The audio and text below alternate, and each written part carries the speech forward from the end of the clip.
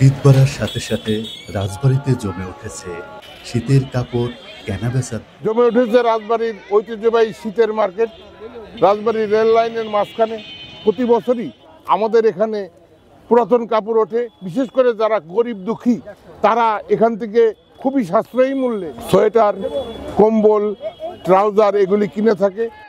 শীতের মৌসুম শুরু হলেই চোখে পড়ে রাজবাড়ী শহরের ১ নং রেলগেট এলাকা জুড়ে গড়ে ওঠা অস্থায়ী শীতের কাপড় কেনাবেচার দৃশ্য।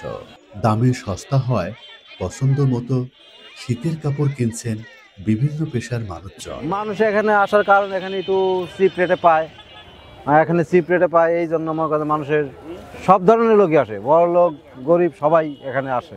বড় বড় মার্কেটে যায় তো আমাদের কেনার মতো সাধ্য নেই, তো আমরা কি করবো, আমরা গরিব মানুষ এগুলো কিনতে আসি।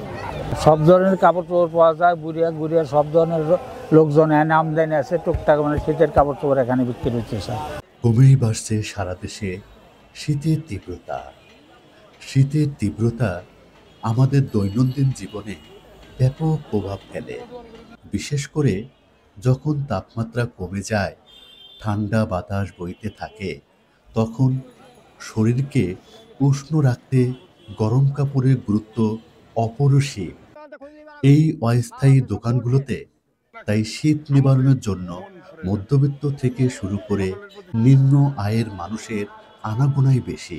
বিদেশি পুরাতন কাপড় কিনতে সন্ধ্যার পর বিত্তবান মানুষেরাও আসে বলে জানান দোকানদাররা।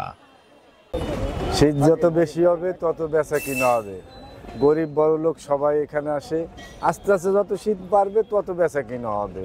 হ্যাঁ, মানুষের পুরান কাপড় চোপড়ই তো দরকার, শীতের কাপড় চোপড় দরকার গরিব মানুষের জন্যই বেশি আর কি। বড় লোকরাও আসে, এরা দুজন মিলেই আসে। বড় লোকরা আসে সন্ধ্যার পরে, দেখা যায় অনেকেই, আর বেশিরভাগ গরিব মানুষ দিনেই আসে, গ্রাম অঞ্চলের লোকজন। বেচা কিনা ভালো শুরু হয়েছে, এখন শীতের কাপড় চোপড় অনেকে গরিব মানুষ এখানে আসে কেনাকাটা করতেছে, তো আল্লাহ দিলে ভালোই বিক্রি হচ্ছে আর কি। লোকে তো বিকেলে সন্ধ্যায় সময় বেশি লোক হয়, আর এরকম চলবে মাঘ মাস পর্যন্ত বিক্রি হবে। মার্কেট হচ্ছে এখানে, হ্যাঁ, সাশ্রয় পায়, দামে সাশ্রয় পায়, যার কারণে এখানে বেচা কেনা বেশি হয়, কেনাকাটা করতে আসে অনেকেই।